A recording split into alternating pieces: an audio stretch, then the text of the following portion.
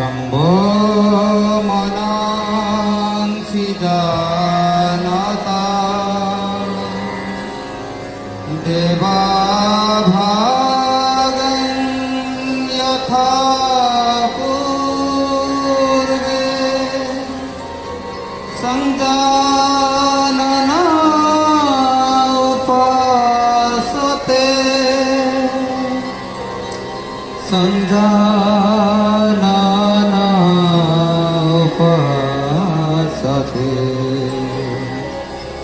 ॐ शान्ति शान्ति शान्तिः।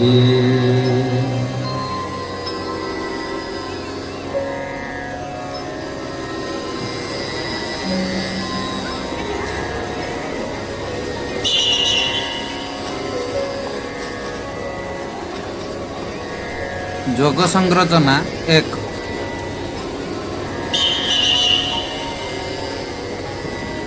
ଯୋଗ ଭାରତୀୟ ପରମ୍ପରା ଓ ସଂସ୍କୃତିର ଅମୂଲ୍ୟ ବରଦାନ ଅଟେ।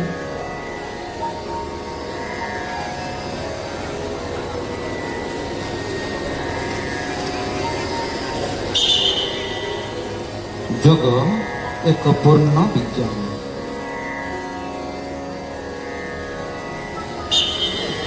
ଯୋଗ ଏକ ପୂର୍ଣ୍ଣ ଜୀବନଶୈଳୀ।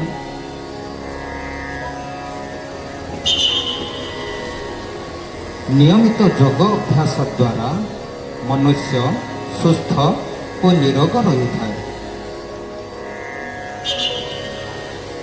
ଏହି ଯୋଗାସନ ସଂରଚନାରେ ପ୍ରଦର୍ଶିତ ହେଉଛି। ହଳାସନ, ପଦ୍ମାସନ, ଅର୍ଦ୍ଧଚକ୍ରାସନ, ଉଷ୍ଟ୍ରାସନ, ବଦ୍ଧ ପଦ୍ମାସନ, ଅର୍ଦ୍ଧକୋଟି ଚକ୍ରାସନ, ଶଶକାସନ, ଗରୁଡ଼ାସନ।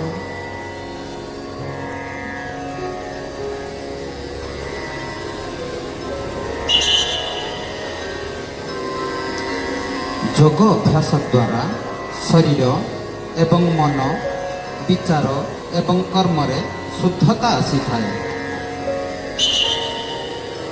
ଯୋଗ ଏକ ପୂର୍ଣ୍ଣ ଚିକିତ୍ସା ପଦ୍ଧତି। ଯୋଗ ଏକ ପୂର୍ଣ୍ଣ ଅଧ୍ୟାତ୍ମ ବିଦ୍ୟା। ଯୋଗ ଆତ୍ମସଂଯମ ଏବଂ ପୂର୍ଣ୍ଣତାର ଏକାତ୍ମକତା ଅଟେ।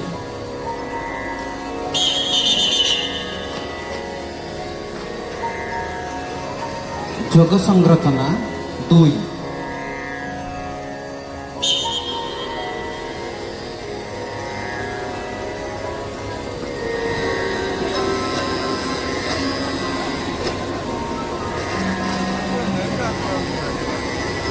ଯୋଗ କେବଳ ବ୍ୟାୟାମ ନୁହେଁ, ବରଂ ନିଜ ସହ ବିଶ୍ୱ ଓ ପ୍ରକୃତିକୁ ଏକତ୍ର କରିବାର ଭାବ ଅଟେ। ମାନବ ଏବଂ ପ୍ରକୃତି ମଧ୍ୟରେ ସନ୍ତୁଳନ ସ୍ଥାପନ କରିଥାଏ ଯୋଗ।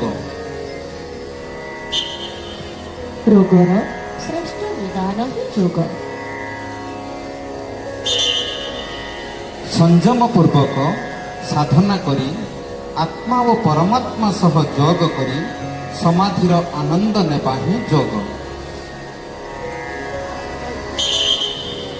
ଏହି ଯୋଗାସନ ସଂରଚନାରେ ପ୍ରଦର୍ଶିତ ହେଉଛି।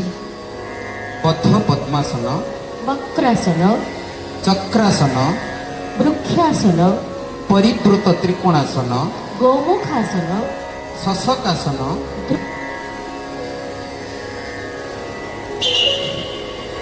ଯୋଗ ମନୁଷ୍ୟକୁ ସକାରାତ୍ମକ ଚିନ୍ତନର ପ୍ରଶସ୍ତ ପଥରେ ଆଣିବାକୁ ଏକ ଅଦ୍ଭୁତ ବିଦ୍ୟା ଅଟେ।